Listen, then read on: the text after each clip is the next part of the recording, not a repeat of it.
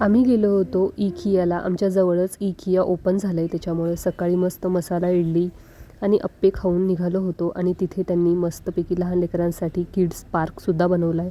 म्हणजे शॉपिंग पण करा आणि मुलं पण खुश.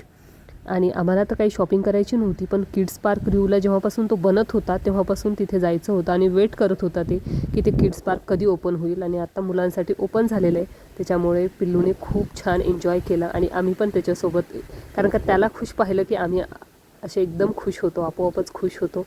आणि पिल्लूने सगळं काही एक्सप्लोअर केलं, सगळं काही त्याला खेळायचं होतं.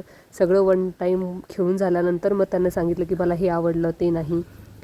आणि हे बघा, किड्स पार्क खरंच खूप छान आहे. म्हणजे संडेला जर आपल्याला कुठे जायचं असेल तर इकिया मस्तच आहे. शॉपिंग तर आपल्या बजेटच्या बाहेर आहे, पण किड्स पार्कला आपण जाऊ शकतो. बोलू नको आता.